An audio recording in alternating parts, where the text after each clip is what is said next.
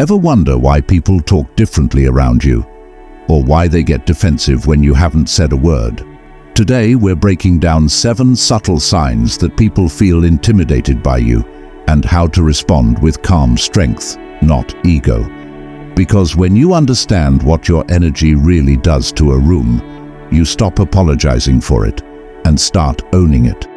1. They overcompensate around you.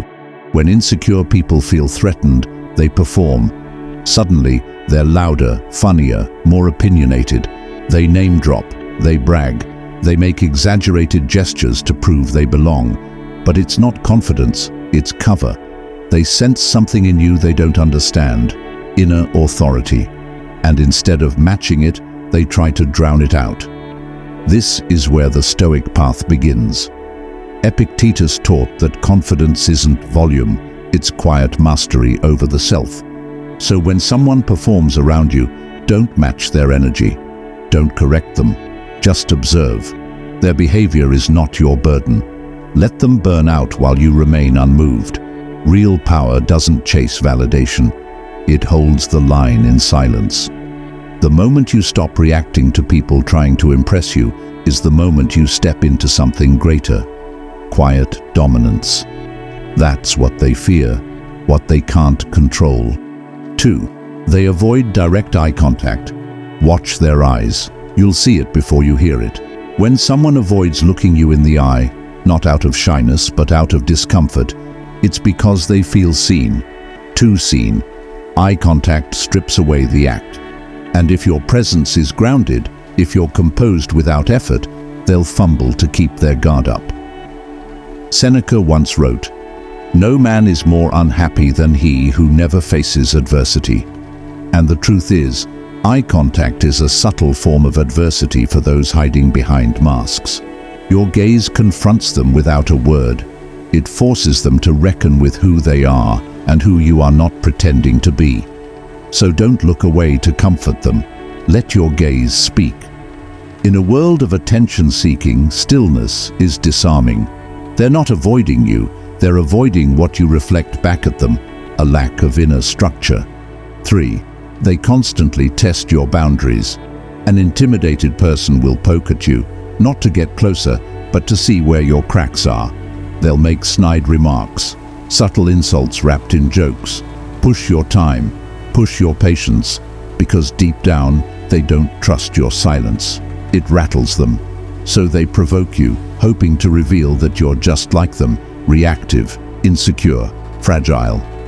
Marcus Aurelius said, "The best revenge is to be unlike him who performed the injury." That's your move here. Don't engage, don't explain, don't retaliate. Just clarify your boundary once, then enforce it without emotion. That response, the calm, surgical removal of chaos, is a psychological gut punch to someone expecting drama. They're not testing you because they don't respect you. They're testing you because they do. But your refusal to break only reinforces what they feared all along. You're not here to entertain their weakness. 4. They gossip about you when you leave. When someone can't confront you directly, they talk in circles when you're gone. Not because they hate you, but because you disturb them. You walk with intention. You speak with precision. That energy exposes their messiness, so they try to discredit you in rooms you're not in. It's not a character attack. It's a coping mechanism. Zeno, the founder of Stoicism, said that the wise man doesn't concern himself with the noise of the crowd. And this is exactly why. Gossip is the last resort of those who lack courage. They whisper because they lack the spine to face your discipline. Your presence distorts their self-image, so they try to shrink you to feel taller. Let them talk. You don't need to defend what's unshaken. Your consistency, your self-command, will outlive their words. Power doesn't flinch when its name is spoken. It grows. 5. They minimize your achievements. You mention a win, something you earned, and they brush it off. Change the subject. Say something like, "Must be nice," or worse, "You got lucky." What's happening here isn't jealousy, it's displacement. They can't celebrate you because your growth reminds them of their own stagnation.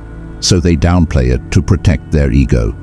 But a Stoic doesn't depend on applause. As Epictetus said, if you wish to improve, be content to be thought foolish and stupid. Don't seek validation. Let your progress speak. And when it's minimized, don't defend it. Let them be uncomfortable. You don't need small minds to approve big moves. The more secure you become, the more your silence will offend those who live loudly to cover their emptiness. That's why they minimize you, because they can't manage the discomfort of standing next to someone who actually did the work. 6. They imitate you but never admit it. Suddenly, they start dressing like you, talking like you, repeating ideas you mentioned weeks ago as if they came up with them, but they'll never acknowledge your influence, because admitting it would confirm what they're trying to hide, that they look up to you. Seneca warned that flattery is often disguised as admiration, but imitation, especially the secret kind, is even more revealing. When someone copies you without credit, it's not theft. It's a silent confession. You left a mark. You changed something in them. Don't call it out. Don't get territorial. Let your presence speak for itself. In the end, the origin of real power is unmistakable. They can borrow your words, but not your soul. That's what separates the imitator from the master, the soul behind the silence. Let them chase your shadow. You keep walking toward the light. 7. They assume you're judging them, even when you're not. You say nothing, and they get defensive. You offer no opinion, and they apologize anyway. That's not guilt, that's fear. They assume you're judging them because they're already judging themselves, and your stillness, your restraint, acts like a mirror, one they didn't ask for. Marcus Aurelius wrote, "It is not death that a man should fear, but never beginning to live." Most people live reactively. When you live deliberately, it exposes them. You become the reminder of what they could have been. So even your silence sounds like judgment.